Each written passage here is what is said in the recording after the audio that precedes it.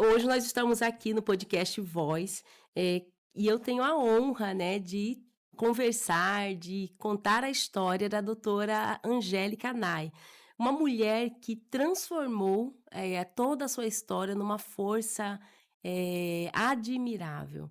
A doutora é advogada, hoje está como presidente da Comissão de Direito Bancário da ABA, é também membro da Associação Mato Grossense de Mulheres na Carreira Jurídica, e foi nesse contexto que nós nos conhecemos, né, doutora?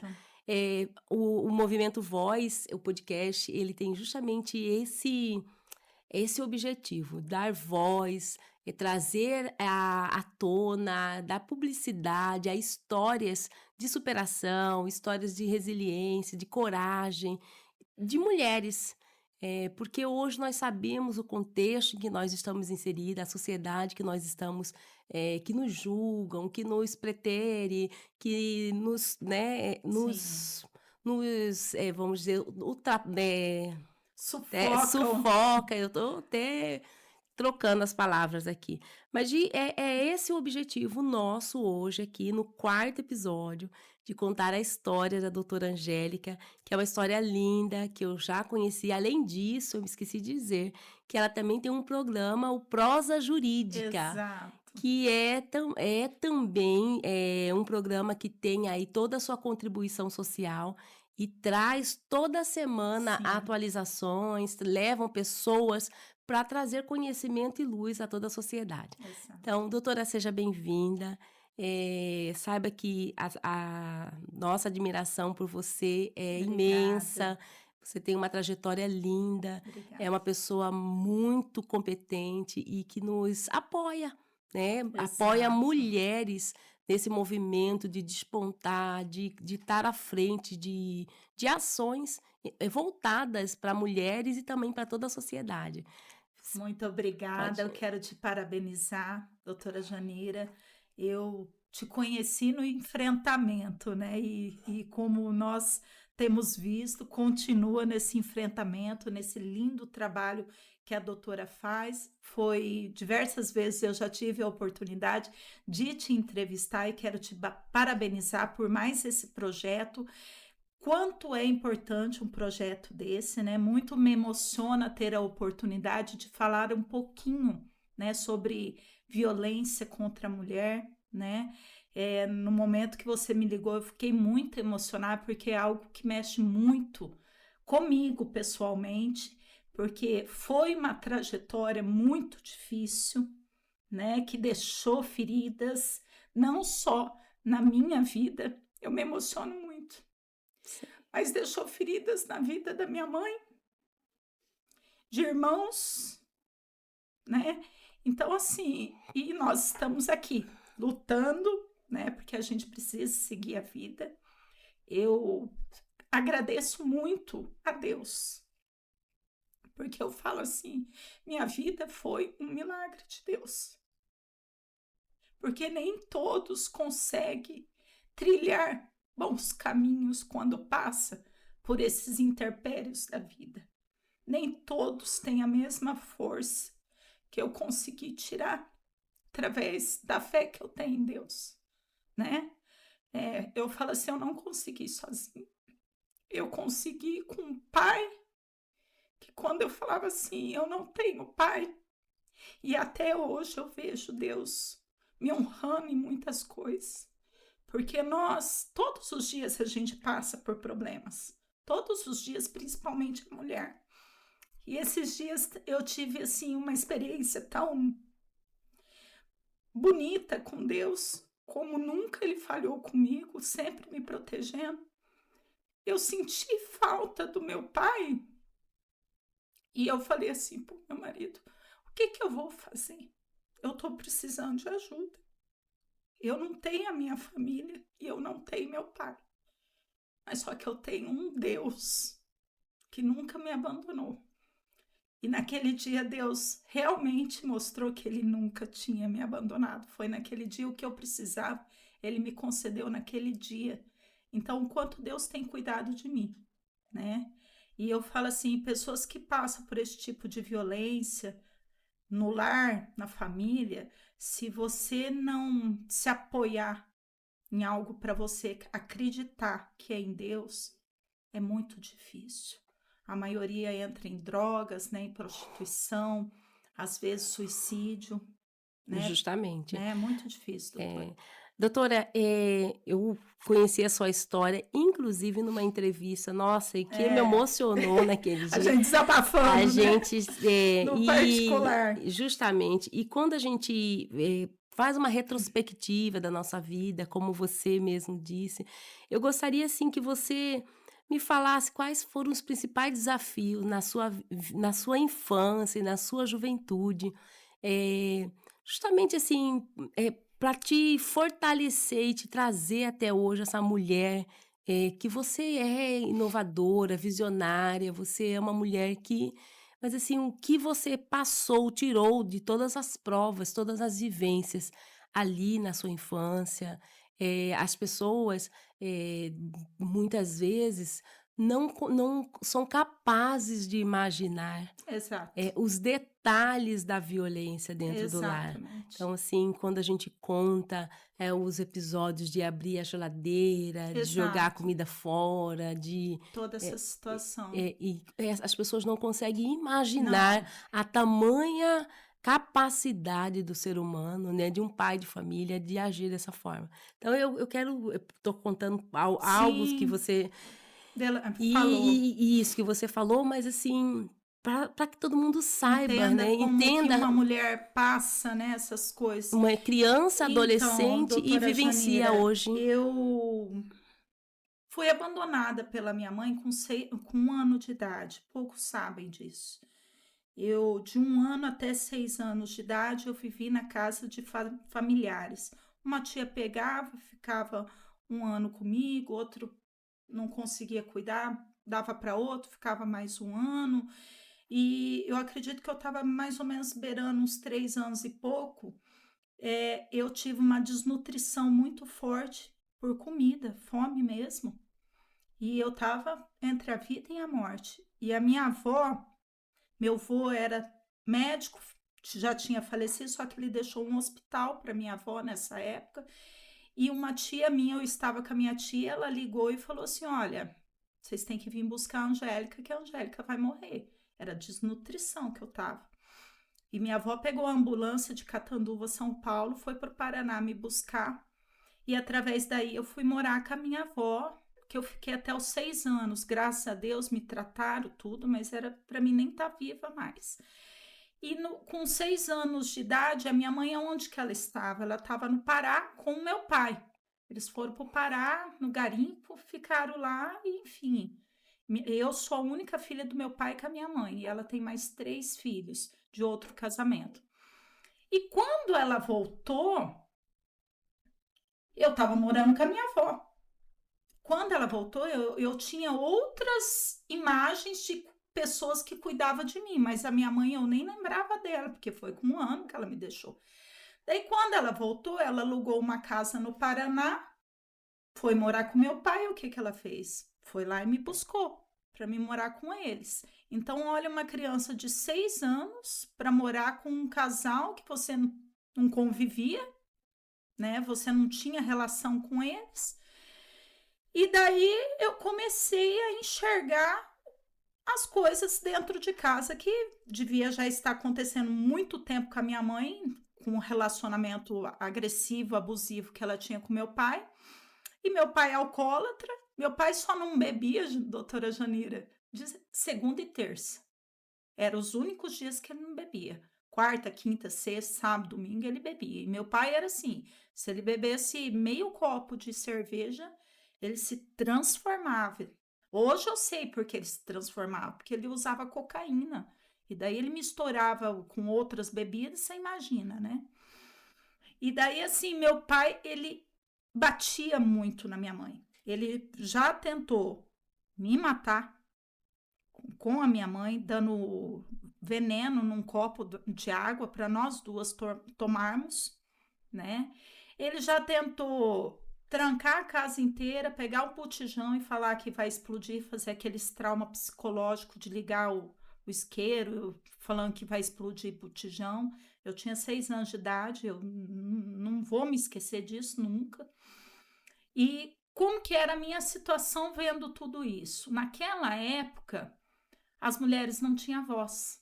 Naquela época, eu me recordo, a cidade muito pequena, os vizinhos, uma casa grudada com a outra, mas os vizinhos não se intrometiam.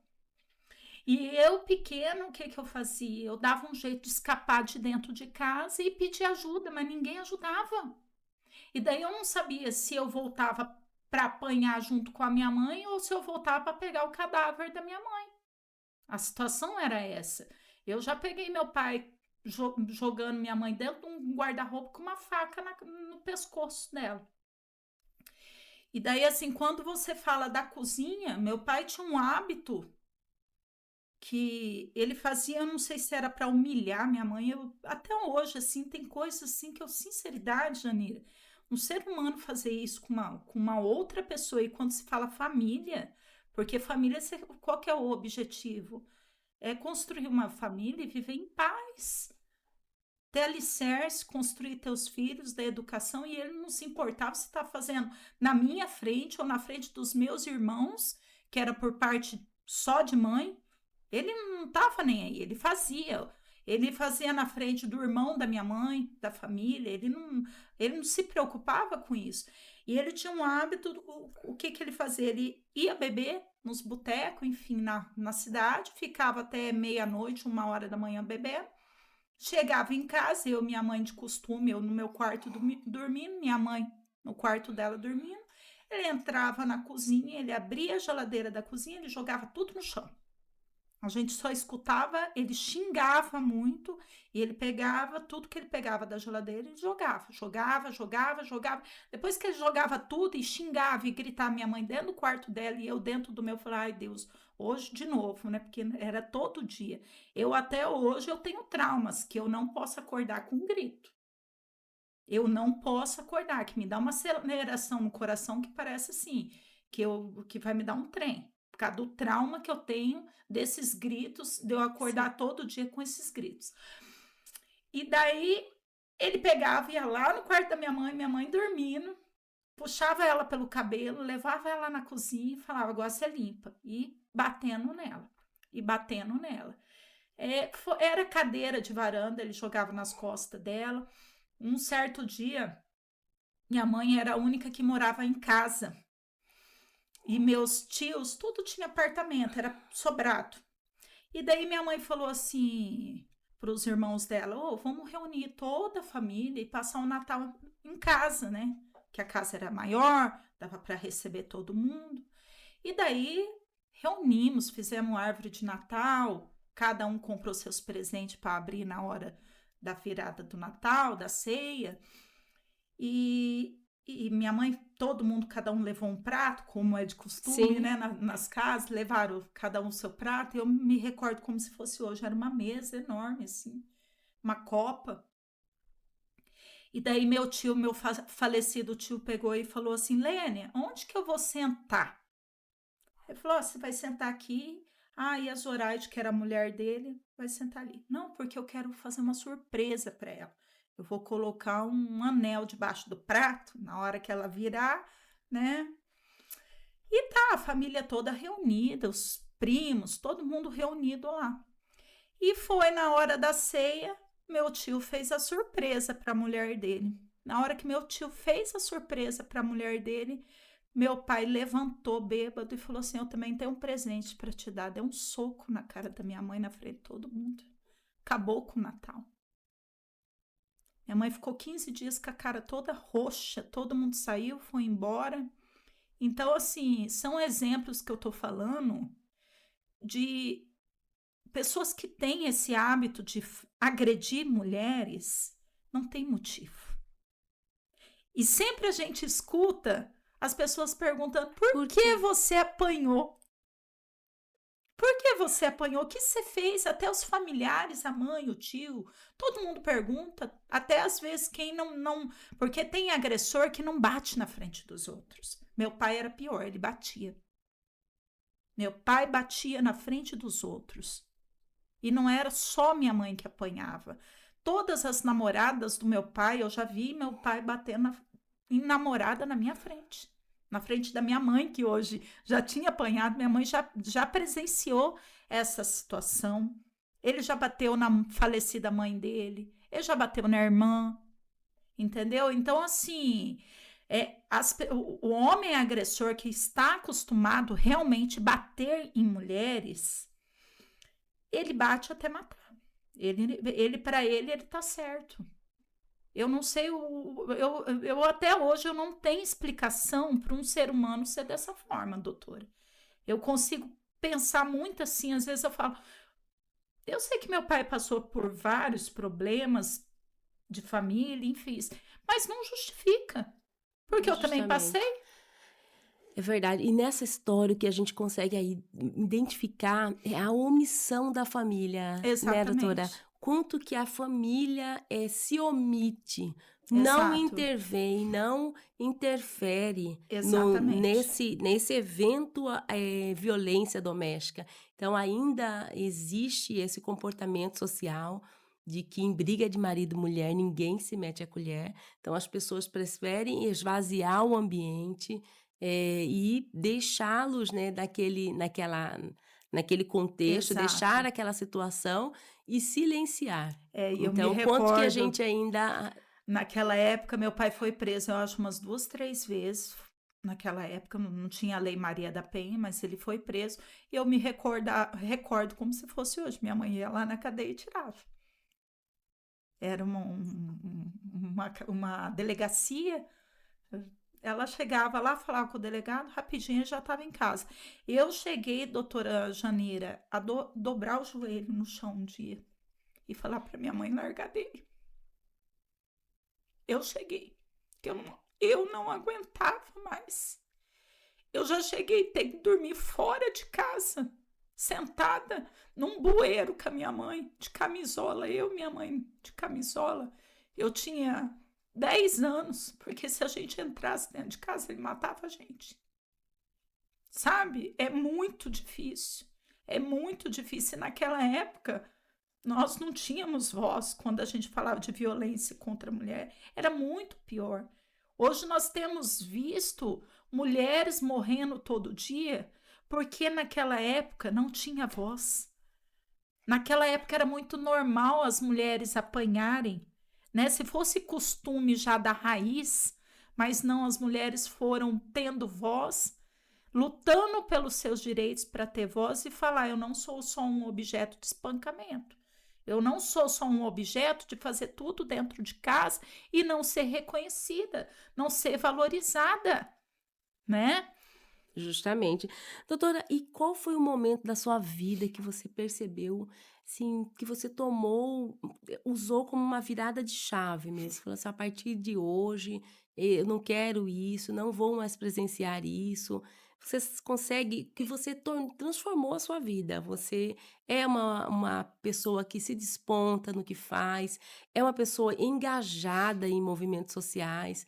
E a partir porque tem toda uma história de Tem. submissão, de silenciamento, de até descrédito em si própria, né, que Sim. você narra aí.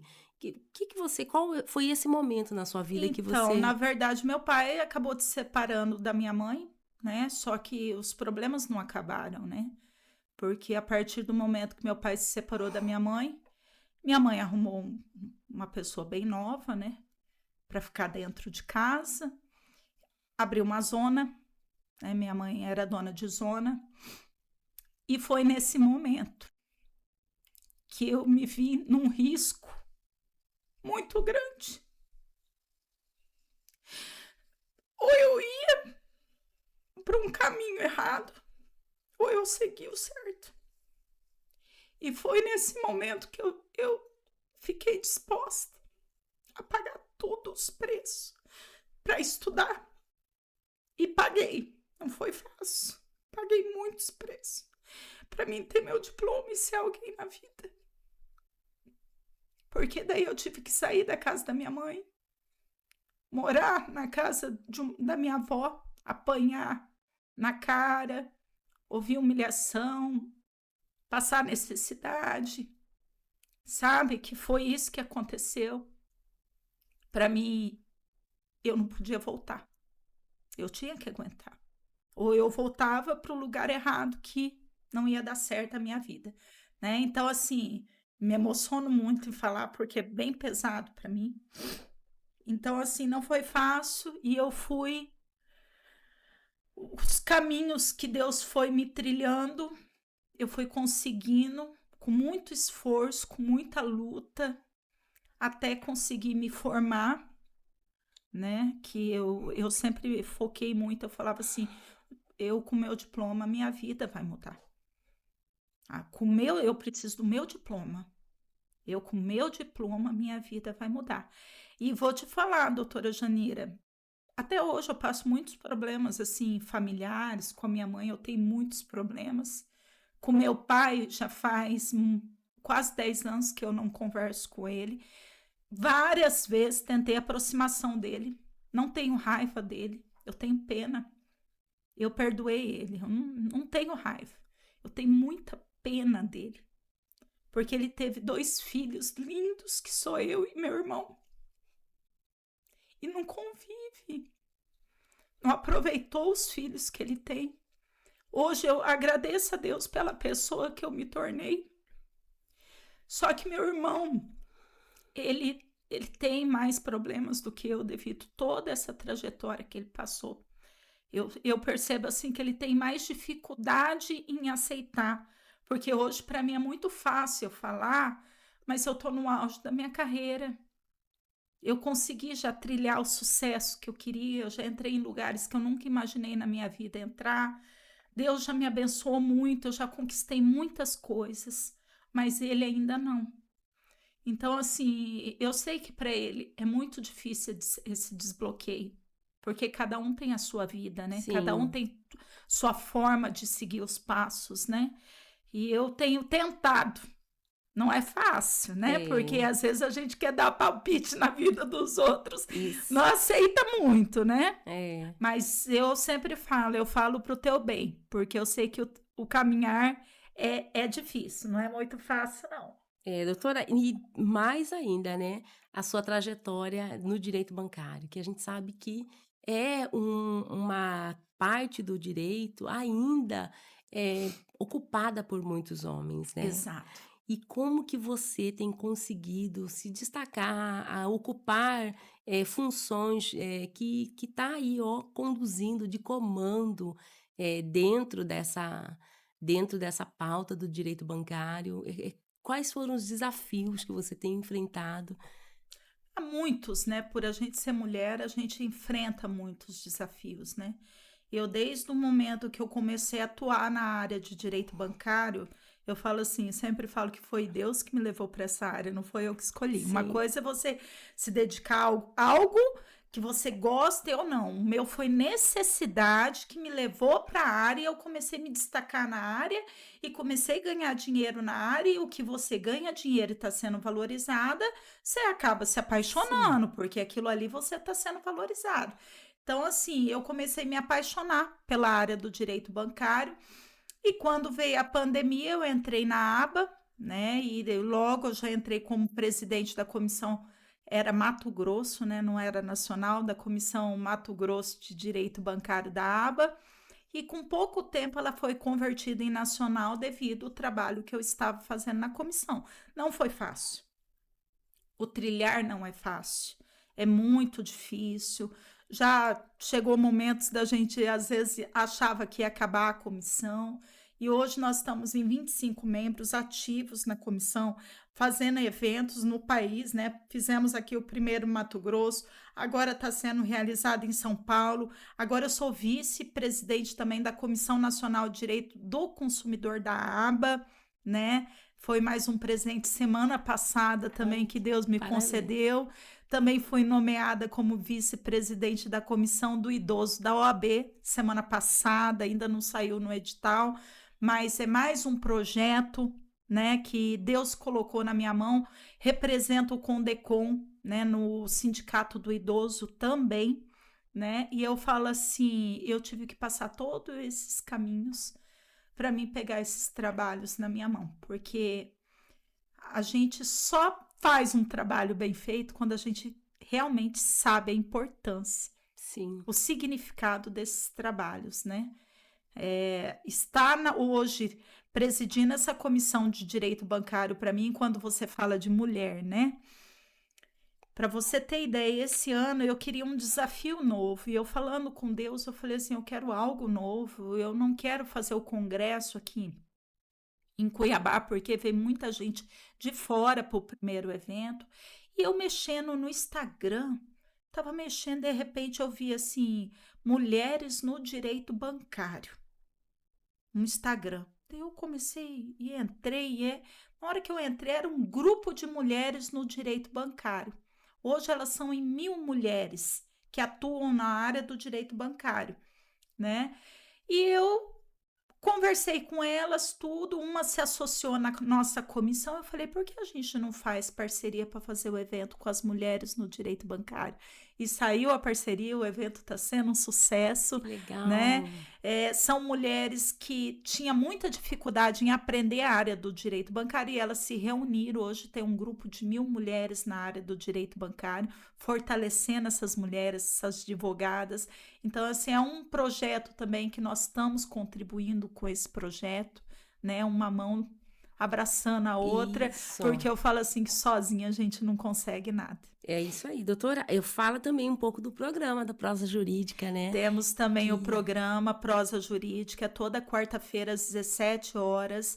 Faz 4 anos que eu estou nesse programa. O programa é aberto para todos os advogados, estudantes do direito, quem quer, né, falar um conteúdo jurídico, não tem custo, levar para informação. Vou aproveitar e deixar até o telefone, é o 65 99218 4122. Pode falar comigo, mandar foto, mini currículo, a gente divulga, marca a entrevista e você vai lá, né, e leva as informações na área jurídica para toda a sociedade. É isso aí. Então, veja só como que o movimento Voz se conecta, né, com a sua história, Sim. com a sua... E, assim, quando eu aqui pensando, falei assim, olha, a doutora Angélica me tocou o coração, e quando eu te conheci, quando a gente já teve várias oportunidades juntas, e essa história sua, doutora, o ciclo, né, de violência, essa sua superação, esse despontar hoje no social, traz toda um propósito. E é interessante eu te falar também, Janeira, que eu acabei nem comentando. Às vezes as pessoas não acreditam, né? Mas eu, nos 6 anos de idade, foi quando eu fui para a escola. Até 6 anos de idade, eu não tive contato com A, B, C, D. Então, assim, foi quando minha mãe me pegou que eu fui para a escola. E quando eu ia para a escola, além de eu ter um bloqueio, eu tinha um bloqueio, por causa de todas essas... a rejeição, o abandono, Sim. eu tinha esse bloqueio. Quando eu fui para a escola, eu tinha pânico. Eu chegava na escola, eu percebia assim que todo mundo, na hora que todo mundo virava a cara para mim, eu estava sentadinha na carteira, que eu via que ninguém estava me olhando, eu pegava a minha mochilinha, ia embora para minha casa. E eu nunca falava para minha mãe um motivo. Por que eu ia embora para casa? Porque eu tinha medo de chegar em casa e não achar mais minha mãe, porque eu já tinha sido abandonada. Isso daí foi um custo, menina. Foi quase 1 ano trabalhando comigo e eu me dava pânico, eu não queria ficar na escola. Até que um certo dia, minha mãe falou assim, Angélica, hoje você voltar, você vai apanhar. Mas foi bom essa surra. Eu falo, tem surra que é boa, né? Porque eu voltei, menina. Porque eu voltava todo dia da escola. Você criou uma dependência emocional, eu tinha né? medo Você de tinha chegar em casa e não medo da encontrar ela. perda, né? E daí esse dia eu voltei e minha mãe me bateu, menina, mas eu apanhei esse dia. Que surra que eu agradeço até hoje. Porque a partir daí nunca mais eu fiquei estudando, mesmo com os bloqueios, escutando do meu pai, essa menina não vai ser ninguém, porque não entrava, doutora Janeira. Não entrava as coisas na minha cabeça. Eu tive muita dificuldade de aprendizado. Eu tive que ter professora particular. E muito tempo, professora particular. Reprovei de ano. reprovei, até assim que veio um desbloqueio em mim. E outra coisa, não tenho vergonha de falar. Eu com 13 anos, quem me conhece lá do Paraná sabe, eu com 13 anos, eu estava quase virando alcoólatra. Eu saía, eu ficava na casa de uma amiga minha, eu saía à noite, né, e entrava na bebida. Chegava, a aula nossa começava às 7h30, se eu não me engano. Eu sei que 6 horas da manhã eu estava alcoolizada na escola, com 13 anos de idade. Eu quase virei alcoólatra. Quase. Mas Deus me guardou. Olha Eu me só. recordo como se fosse hoje. A diretora me colocava no banco do corredor até eu melhorar, porque eu estava alcoolizada. Doutora, todo esse reflexo, toda essa vivência da sua infância, na sua juventude, refletiu alguma coisa hoje na sua vida adulta, relacionamento? O que que Eu você sempre falo pro tem? meu marido, né, doutora Janira, pelo amor de Deus, se o dia você relar em mim, você me perde, porque eu não aceito.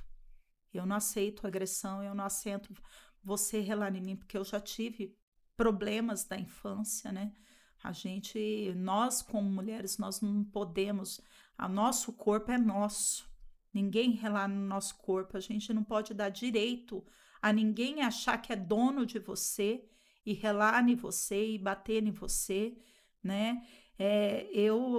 Muitas coisas assim, eu agradeço a Deus que meu esposo tem muita paciência comigo, porque eu fiquei com alguns reflexos.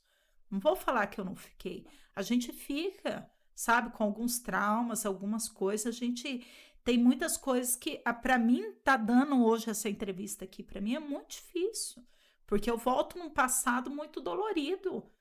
Eu sei que, igual minha mãe tá com 82 anos. Esses dias eu cheguei lá na casa da minha mãe, sentei assim, minha mãe já idosa, tem hora que ela começa a lembrar das coisas que ela passava. E ela sabe que eu fui aqui, dos meus irmãos, eu fui aqui mais conviveu com agressão. Porque os filhos da minha mãe não ficavam com a minha mãe devido às agressões, cada um foi morar com um terceiro. Eles não aguentaram, mas era meu pai. Então eu tive que aguentar, né? E minha mãe se recorda todos esses fatos aqui. Minha mãe narra tudo conforme foi, da mesma forma. A gente conversa e lembra das coisas que meu pai fazia, né? E eu falo assim, meu irmão, por parte de pai mesmo, nós ficamos muitos anos sem se ver e eu achava que a vida dele tinha sido diferente da minha. E no momento que Deus deu a oportunidade da gente conversar, ele pegou e falou assim: eu tive que sair de casa para mim não matar o nosso pai. Ele não fala pai, Marco. Chama meu pai nome de Marco. Para mim não matar o Marco, porque eu ia matar ele. Porque ele me falou que ele viu meu pai estrupando a mãe dele. Olha a situação. Olha a situação. Tá? É muito difícil. É muito difícil. E a mãe dele depois morreu depois de um tempo que ele foi embora, porque ele não quis conviver, morreu de câncer. Então ele nunca vai perdoar meu pai. Hoje a mãe dele não é viva, mas ele sabe o que a mãe dele passou nas mãos do meu pai. Ele não vai perdoar. É muito difícil um filho perdoar. É muito difícil. É muito dolorido. Nossa, doutora, que história. Mas me fala, qual a mensagem que você tira, qual a mensagem que você deixa para mulheres hoje, para mulheres que têm essa história de vida, de dor, de humilhação, de presença, com convivência com a agressividade, há muito, muito presente, muito real e muito frequente, né. Porque, assim, hoje nós sabemos que o relacionamento abusivo, ele tem Exato. altos e baixos, e é talvez não constante como você relata na sua infância, né. Então você trouxe aí, lógico, você já pela história que você conta, dá para ver toda a dificuldade no ensinamento, a dificuldade na confiança, na perda, né, no sentimento de perda. Então você ainda tem muito, essa ligação, essa dependência, fugia da escola para ir estar lá, ver se a mãe estava viva ou se ela estava ali, se ela não teria te abandonado. Então esse medo de ser abandonada também ainda te traz, né, dentro do seu Sim, coração. Então assim, nós sabemos que a violência ela é transgeracional, a gente está aí repetindo comportamentos, assim como a gente repete comportamento de vítima, né, exato. de condição de vítima também, de submissão, de aceitação. E qual é a mensagem que você deixa hoje para mulheres que estão nos assistindo? É o que não silencie ou que, ressignifique ou que transforme, né, ou que se apegue a um ensinamento, a uma educação. Qual que é a mensagem hoje Doutora Janira, principal? eu vou falar assim: minha mãe viveu muitos anos com meu pai apanhando. Não foi 1 nem 2 anos, foi muitos anos. E eu vou falar: esse tipo de homem não muda. E o que eu observava da minha mãe, que ela tinha esperança que amanhã ia ser diferente. E nunca foi diferente. Ela teve que separar, enfim, ela teve que seguir outros caminhos. Hoje minha mãe não quer mais nem homem na vida dela. Mas o que eu quero falar para essas mulheres? Ele não vai mudar. Ele não vai mudar.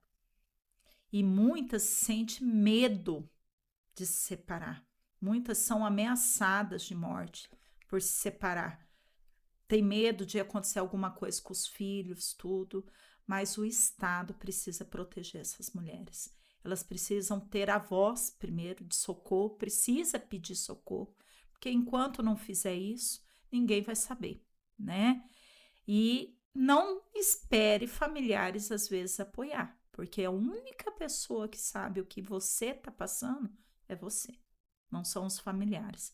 Porque tem diversos tipos de agressores. Tem aqueles agressores que agridem junto com outras pessoas, que hoje eu acho muito difícil ocorrer isso, porque antigamente podia bater. Hoje é mais. Hoje eu até pergunto sempre pro meu marido: será que meu pai agride as mulheres igual ele agredia antes? Será que ele tem conhecimento hoje da lei, né? Porque hoje eu duvido que ele faz isso, né? Antigamente ele fazia porque não tinha uma lei que hoje, né, cumpre, né? É o que nós esperamos, pelo menos, né? A eficácia dessa lei não permitir mais esse tipo de agressão. Mas assim, eu acredito que as mulheres têm que realmente denunciar. Denunciar, larga, não adianta. Pensa nos teus filhos, o quanto teus filhos sofrem.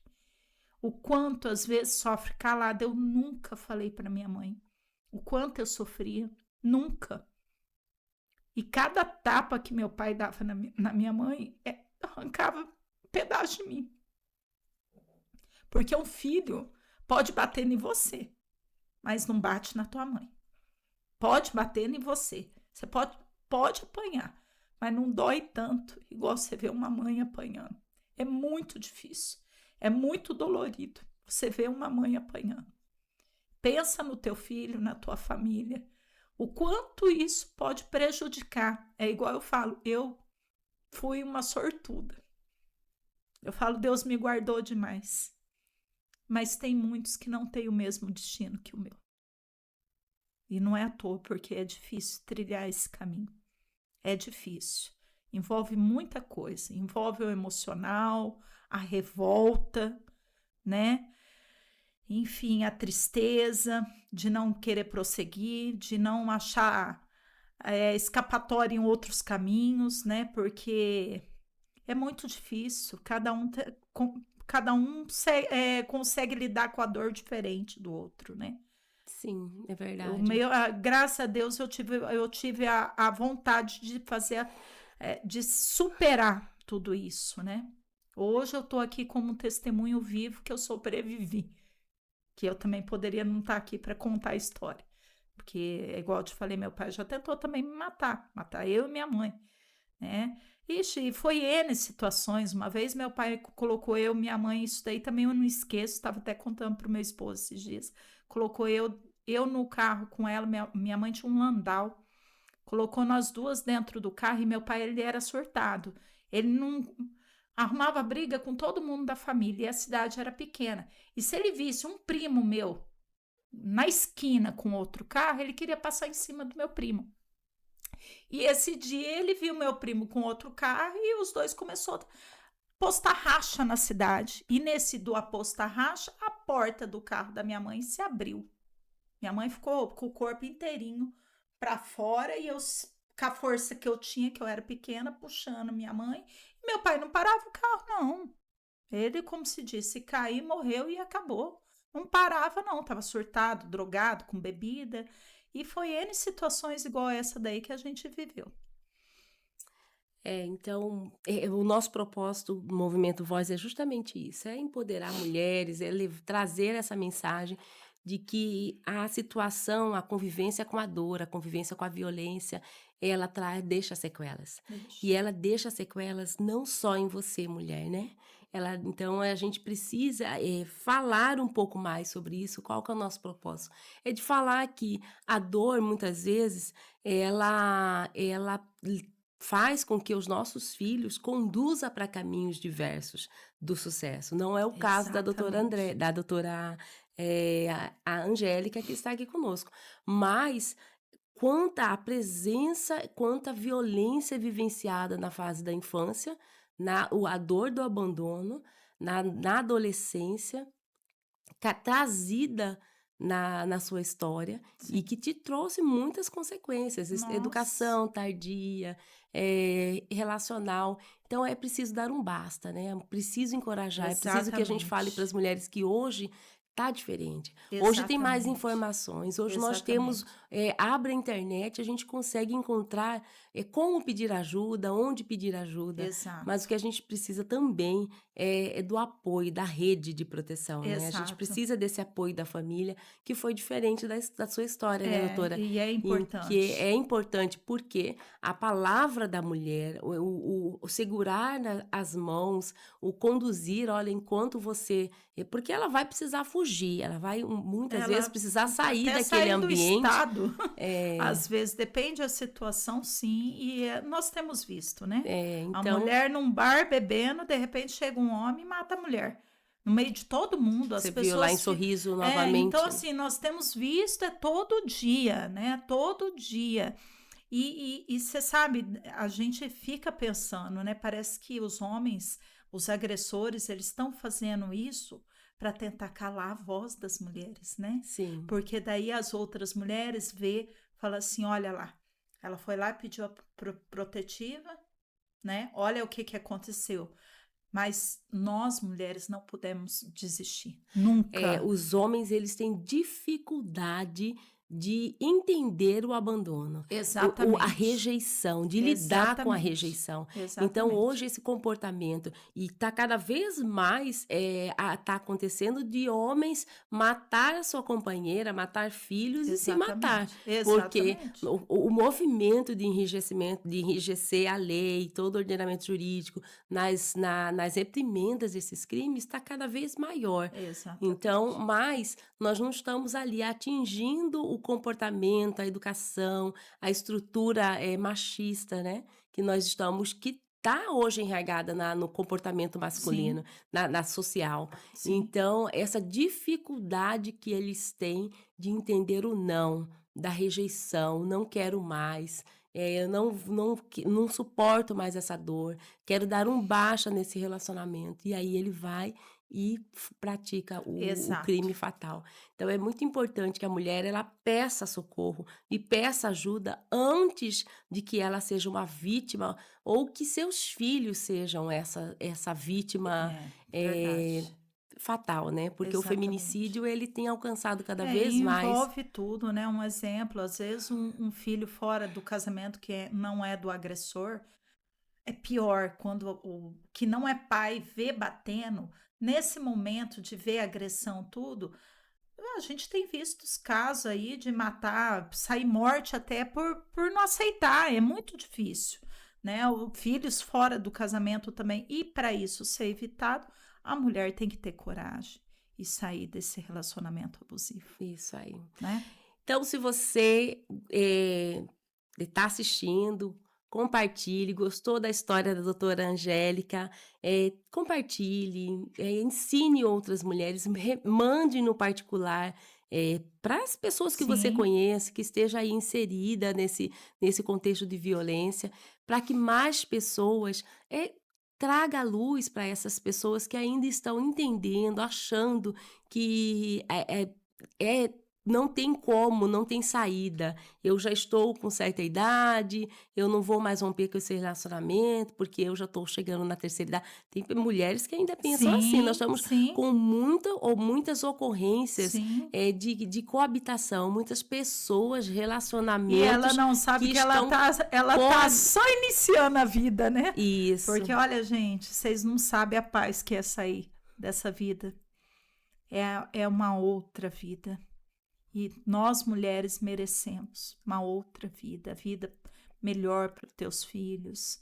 Ah, porque ele falou que não vai me ajudar. Tem justiça para fazer, pagar pensão, né? tem. Eu sempre costumo Tem, dizer, tem medidas protetivas tem. para obrigar a pensão, para estabelecer a guarda, para também Exatamente. garantir a vaga lá na creche. Então, o que a gente precisa é de conhecimento, a gente precisa dar o Exato. pontapé. Se não tivermos denúncia, se não tivermos como toda essa rede de proteção, esse pedido de ajuda, de socorro, de fato a gente ainda vai continuar nesse ciclo de violência de altos e baixos, né, doutora? Exatamente. Então, vamos finalizar aqui, depois você vai fazer uns cortes aí. Faz uma Ó, despedida pra gente É, fazer um corte. vamos fazer uma despedida, então tá. então, doutora Vaz, com a mensagem e convidando o pessoal para assistir o quarto Eu episódio. quero agradecer o convite, doutora Janira. Desculpar um pouco, fiquei bem emocionada, porque não é fácil, né? A gente, quando está contando, a gente revê as cenas, né? De tudo que a gente já viveu, né? Não é muito fácil, muito simples a gente lembrar desses momentos que marcaram a minha vida, né? E quero agradecer, quero parabenizar esse projeto, né? O quanto é importante que nós precisamos ter voz, ter coragem e realmente falar não, né? Dizer um basta e virar a página. Essa página que não é minha, não é tua, doutora Janira, de violência, não é de Maria, nem de Beatriz, né? Nós, mulheres, Deus nos trouxe aqui na Terra para a gente ser também um instrumento, ser mulheres, né, reconhecidas na sociedade, termos espaço na sociedade e sermos respeitadas, tanto por homens quanto por mulheres, né? Esse corpo aqui, o meu corpo, o corpo da doutora Janira, ele só pode ser tocado se eu se permitir. Se eu se permitir. Se a doutora Janira se permitir. Então, nós devemos refletir muito nisso. Nós não somos culpadas, né? Queremos mudança. Justamente, gente, é isso aí, que a gente use a nossa voz, que a gente se posicione, que a gente se engaje em movimento social, na escola, dentro do seu contexto, onde você está inserida. Movimente, levante a sua voz, levante a bandeira em defesa de mulheres, que a gente entenda que nós não somos culpadas, que nós Exato, não somos responsáveis pelo que fizeram conosco, exato. e que a gente ressignifique, que a gente transforme toda essa dor, toda essa vivência negativa nessa potência de mulher, de profissional, de líder comunitária, religiosa, onde a gente estiver. Na Exato, nossa família, uma mãe exato. protetora, mas uma mãe consciente de que o ambiente, qual deve ser um ambiente para construir e para criar seus filhos. Então, que a gente não permita que a violência prospere, né, Sim, dentro do nosso lar. Então assista ao quarto episódio, que está aqui contando uma história linda da doutora Angélica, e se gostarem, compartilhe para que alcance as nossas vozes, alcance mais pessoas.